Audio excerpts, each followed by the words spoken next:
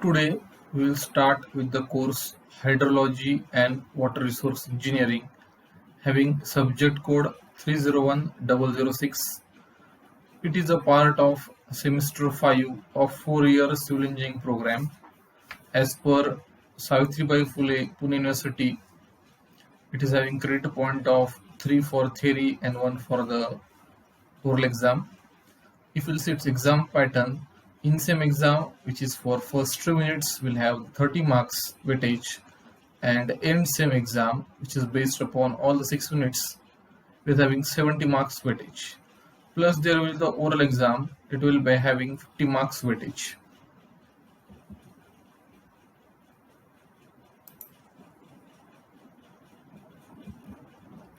Syllabus. Now it is having 6 units. First unit is Introduction to Hydrology, Precipitation, Abstractions of Precipitation, and Stream Gauging. Next unit is Introduction to Irrigation, Water Requirement of Crops, and Assessment of Canal Revenue. Third unit is based upon Groundwater Hydrology. Fourth unit is based upon Runoff and Floods. Fifth unit is regarding Reservoir Planning. Sixth unit is regarding water management, water logging, and drainage. Now first unit, it is Introduction to Hydrology, Precipitation losses, plus stream gauging. So in the first lecture, we'll see the contents are Introduction to Hydrology, Applications of Hydrology, Hydrological cycle, types of precipitation, and rainfall measurement using rain gauges. As per the course outcomes, means what students will learn at the end of this unit, it is they will able to compute the parameters of hydrological cycle. As per Bloom's taxonomy, cognitive level is remember. So starting with the topic, first is hydrology. It is occurrence, circulation, and distribution of water upon, over, and beneath the earth's surface.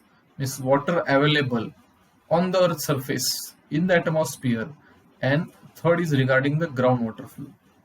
It will include the study of precipitation. So I have represented the 4 photographs. It will include precipitation, then evaporation, runoff, and fourth is the groundwater flow.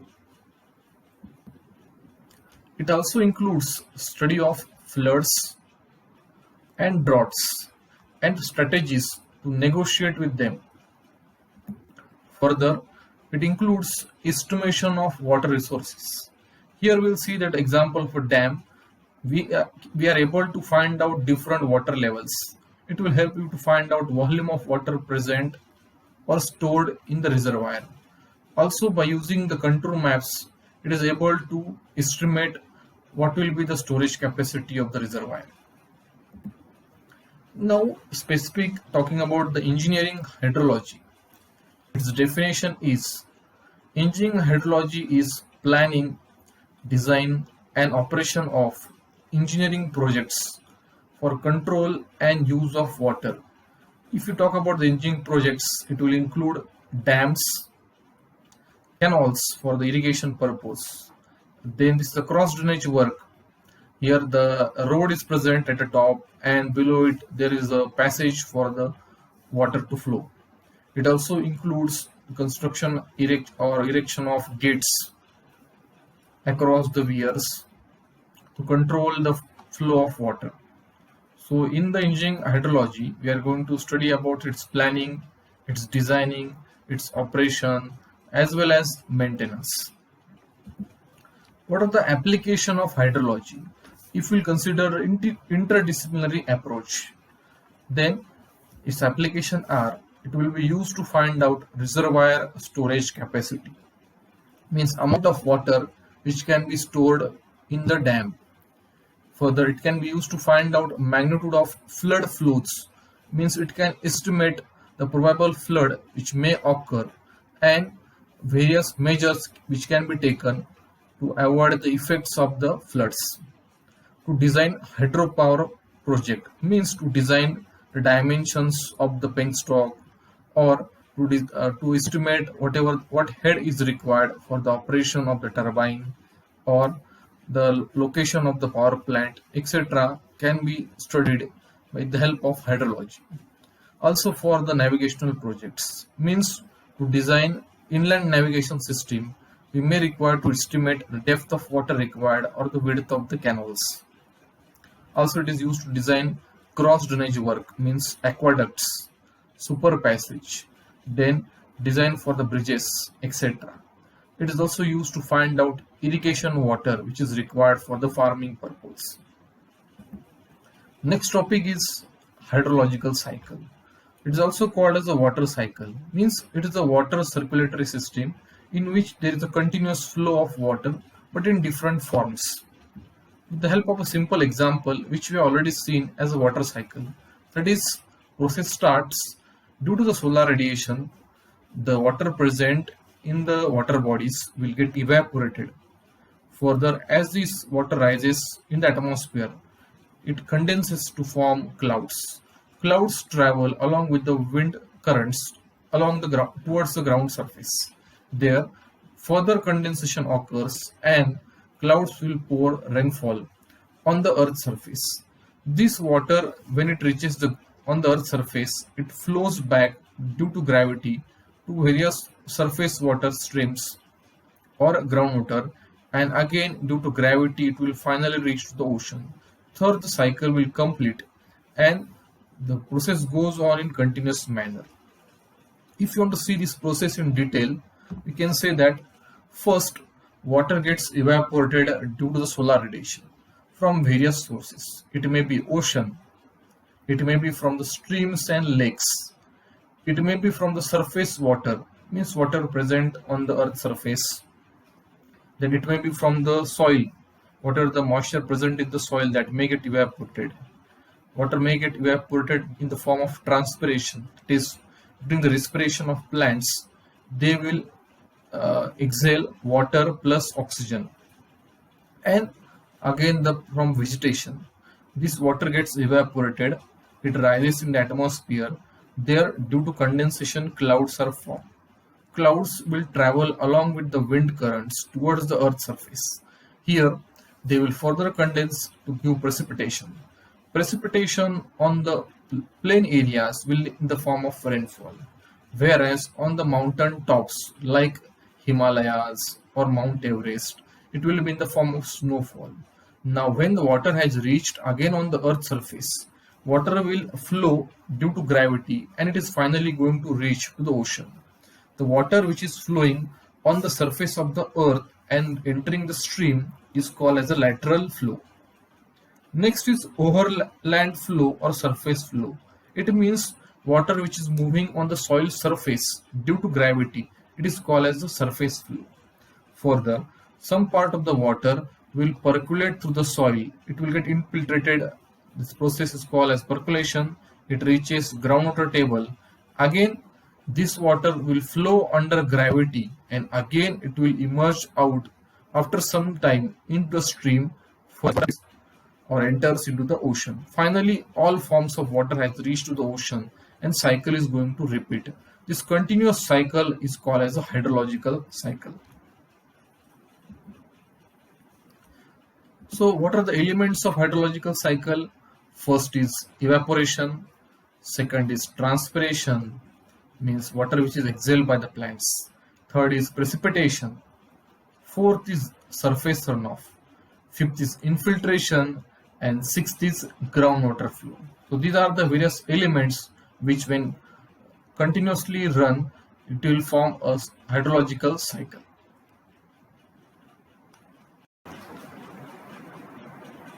Precipitation. It is all forms of water that reach the earth's surface is called as a precipitation. There are different forms of precipitation like rainfall, snowfall, frost, hail, dew, etc. There are near about 10 forms of precipitation. Generally in exam, the question is asked like write any 6 forms of precipitation. So it depends upon the student to write any 6 out of these 10 forms of precipitation. Among these 10 forms, the snowfall and the rainfall will contribute the major part of the precipitation.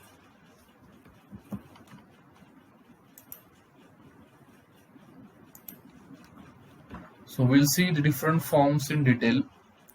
First is drizzle. It is a fine sprinkle of water droplets of size less than 0.5 millimeters. Again, the intensity is very less. It is just 1 millimeter per hour. So drizzle, during this process, the person will feel that the entire earth surface has become wet, but he cannot see the shower by the naked eyes. It is just a light shower of the precipitation, which we call as a drizzle. Second form is rain. Now here it is possible to see the rain droplets because its size is generally between 0.5 millimeters to 6 millimeters. Rainfall is again subdivided based upon the intensity of the rainfall. It may be light rainfall if rainfall intensity is less than 2.5 millimeters per hour. It may be moderate rainfall if intensity is between 2.5 to 7.5 millimeters per hour, and rainfall may be heavy if intensity is more than 7.5 millimeters per hour. Third form is sleet. So when the precipitation is occurring and as the water droplets they pass through the freezing layer of the air, they get frozen and we get the sleet. So the sleet type of precipitation means we can see that there is a layer of snow on the road surface and the rooftop. Again, sleet is generally observed in the cold countries. Next form of precipitation is glaze. Glaze is due to the freezing of rain droplets when they come in contact with the cold ground, generally at the freezing temperature of 0 degrees Celsius. It is also called as a freezing rain. So metallic objects like the transmission lines or the car metal bodies or the metal surface in the building. On this surface, the rain droplets they get converted into the snow and we will observe a glaze. Now in case of snowfall, the ice crystals are formed due to condensation of water vapor and directly precipitation occurs in the form of the pouring of the ice crystals. So this is again found in the cold climates near at the mountain top. This is a major contributing feature of the precipitation. Next is the snowflakes. If these ice crystals they fuse together, they will form flakes, and the type of precipitation form will be called as the snowflakes. Next form of precipitation is hail. It is also called as a violent thunderstorm. Here, snowballs or lumps are formed due to alternate freezing and melting cycle, and these lumps of size 0.5 to 5 centimeter diameter are pouring from the atmosphere. Now, if such big size lumps of snowballs are falling, then they may damage the crops. They may break the panels of the glass panels of the cars or the window panels. So this hailstorm is observed also in the tropical regions. This is mainly forming if there is an alternate freezing melting cycle. Next form of precipitation is dew. So it is a moisture from the atmosphere which condenses in the form of small drops on the cool surface during the cold winter night. This is observed in case of the winter season.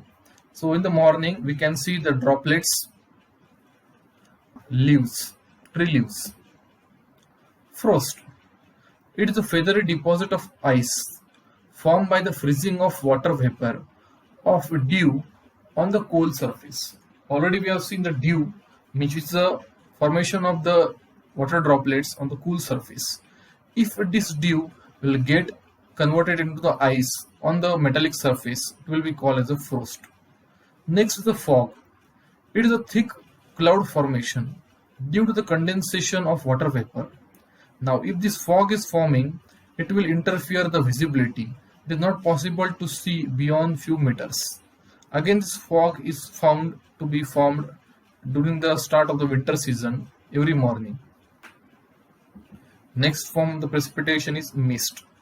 It is a thin fog formed generally in the morning time due to the condensation of water vapor. Only the intensity of the fog is very less. So these are the different forms of the precipitation.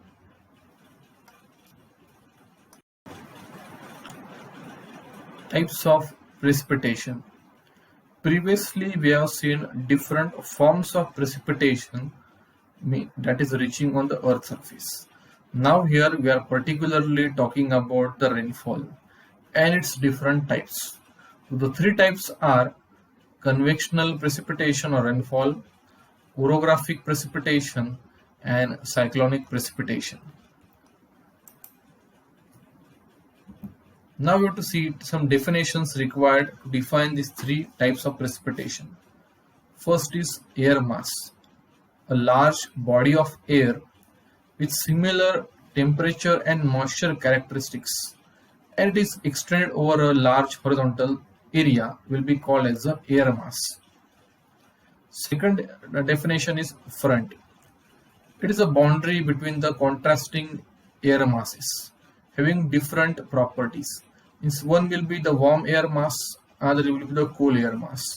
So warm air mass means the air mass stretch over some 100 kilometers and it is having a similar moisture and temperature properties. Other is a cool air mass. Boundary between them will be called as a front. First topic we are seeing is a frontal cyclonic precipitation.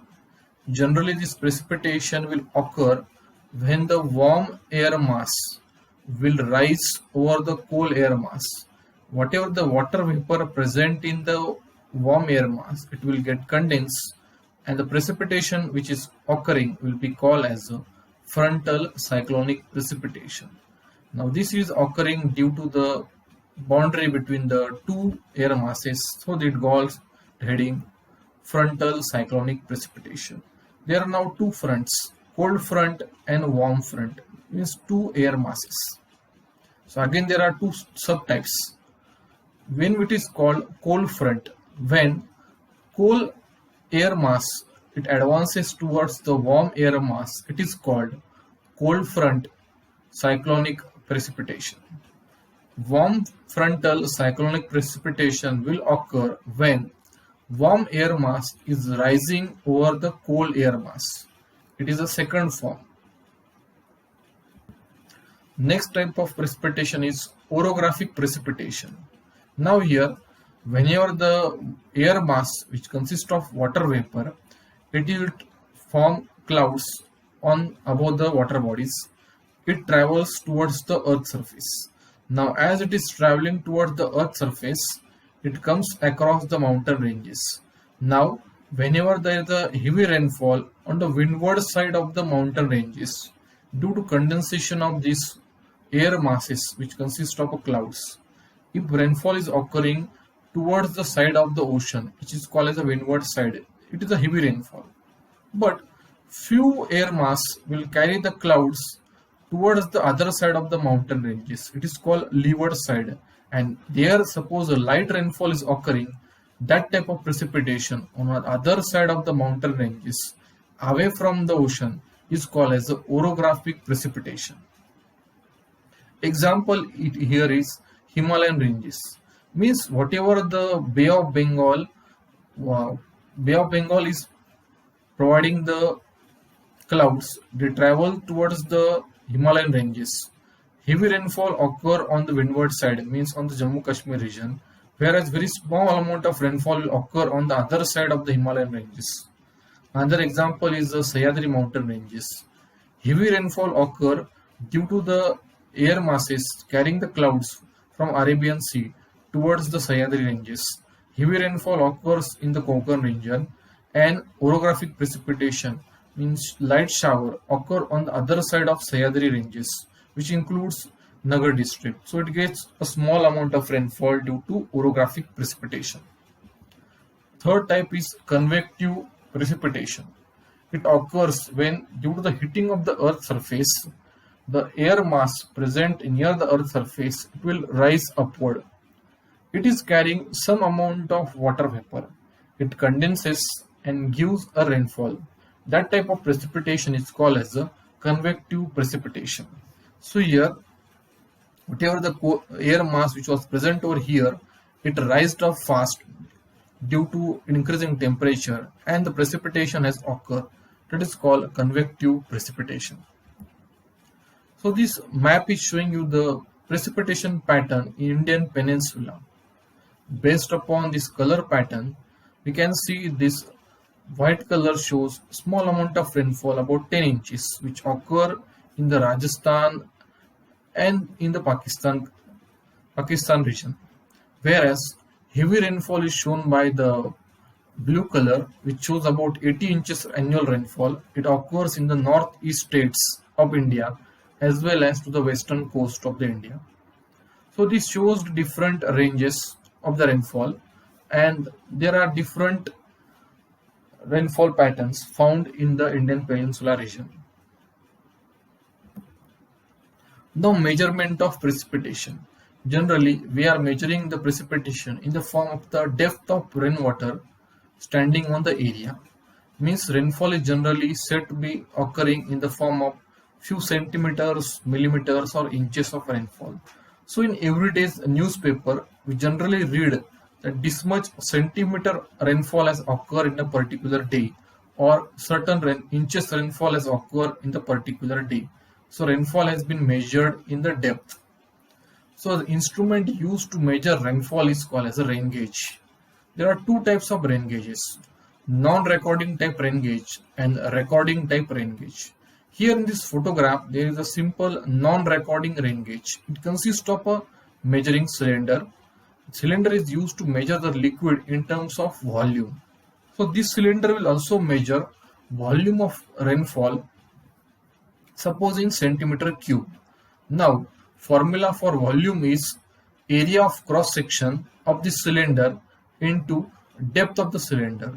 Now suppose to find out the depth of rainfall, we'll divide the volume of water collected divided by the cross sectional area. We get a depth of the water present in the cylinder. Now this depth is nothing but a rainfall depth collected in the cylinder. So now the students can do one assignment. They can take different containers. They can take a plastic bottle generally used for the drinking purpose. Second, they can take a container in the form of a glass. And third, they can take another container in the form of a pan. Take care that throughout the depth, the cross section should be uniform. Avoid use of bucket because it is having tapering cross section. Means its cross section goes on decreasing with the depth. Measure rainfall in this plastic bottle, in second in the glass, and third in another container like pan, and determine whether the amount of rainfall measured in all these three containers is same or different. Now, for all these three containers, the cross-sectional area at the top is different. So you have to judge whether they are going to measure same amount of rainfall or different. So we can use this formula. So measuring cylinder will find the rainfall volume in centimeter cube. It is a volume. Now to find out depth of rainfall, which is in the centimeter, we have used a formula that is volume of water collected in the rain gauge in centimeter cube divided by area of opening of the rain gauge in centimeter square. It will give depth of water collected in the rain gauge, which is equal to the depth of rainfall of that particular day. So rainfall can be measured in centimeters, in millimeters, or in inches. Types of rain gauge. First is non-recording type rain gauge. It is also called Simon's rain gauge. Generally, this rain gauge is kept in the open on the ground surface. It is used to collect and store the rainfall in a container. Generally, it can measure rainfall about 12.5 centimeter on a particular day. Readings are generally taken every morning at 8:30 a.m. as per Indian Standard Time. Photograph shows the components of the rain gauges. It consists of a metal container, then collector bottle, measuring cylinder, and a funnel.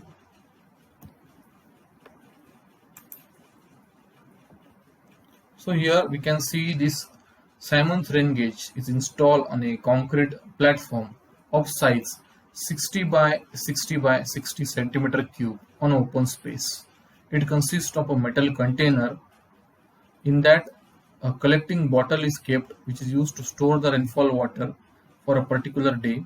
Funnel is provided to collect the water, whose diameter at the top is 12.7 centimeter.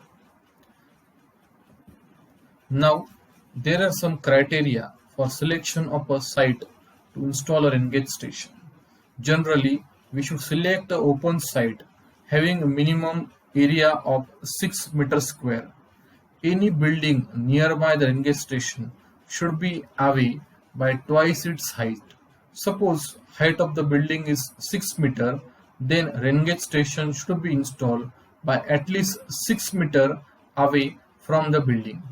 The rain gauge station should generally be installed on the ground instead of the top of the building to avoid disturbance due to the wind currents. Rain gauge station should be installed on the horizontal ground surface instead of on the sloping grounds. Rain gauge station should be generally protected by providing a metallic fence to avoid disturbance due to the cattle or stray animals. It should be mounted firmly on the ground to avoid any disturbance due to the wind currents or storms. Since repetition is not possible in case of this rain gauge, readings should be taken with utmost care to avoid any mistakes. Next type is recording type rain gauge.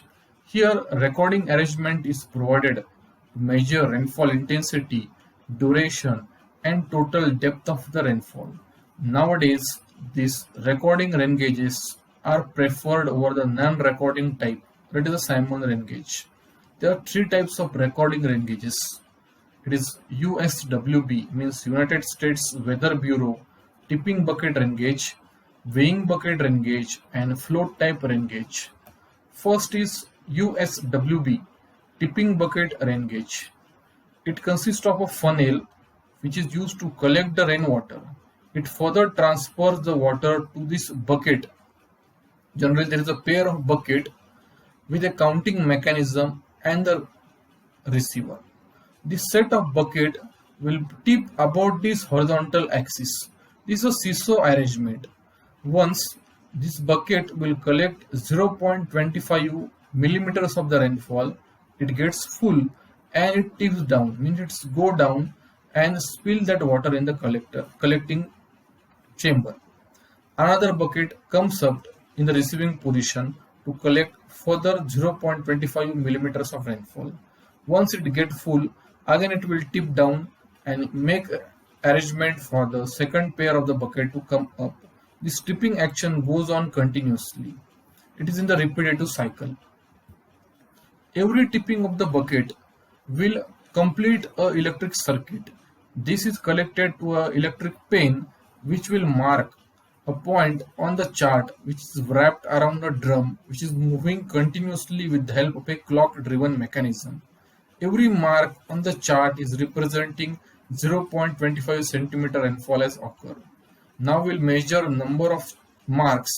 It will help to view the time of the rainfall, the intensity of the rainfall, and total depth of the rainfall.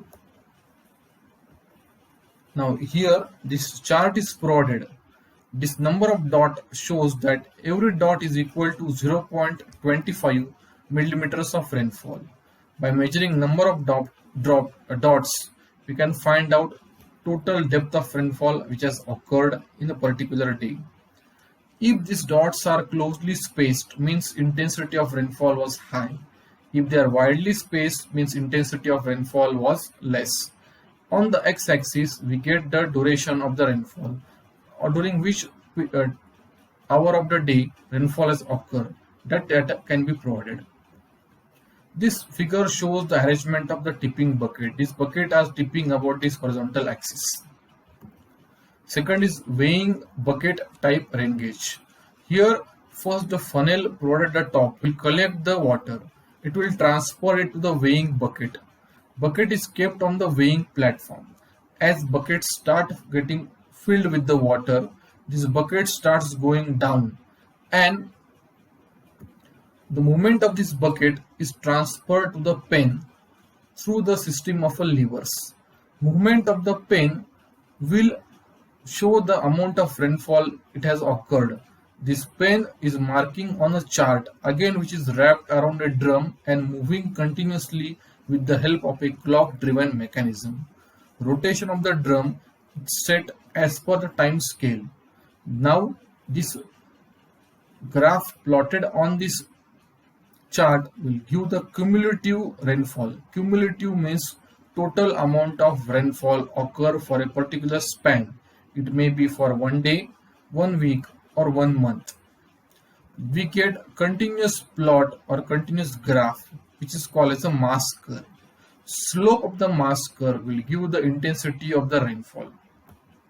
Here this chart shows how the intensity of the rainfall is constant. The inclined line means their rainfall is occurring for first 2.5 hours. Now if this graph is horizontal, means the slope of that line is 0, means rainfall has stopped, there was no rainfall, and again rising curve means again rainfall has started. Third is float type rain gauge. Here it consists of a funnel, a float which is kept in the float chamber. Now as the funnel collects the water, it transfers the water in this float chamber. Float will start rising up.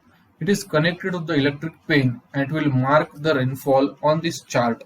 Again, this chart is wrapped around a drum which is moving continuously with the help of a clock driven mechanism.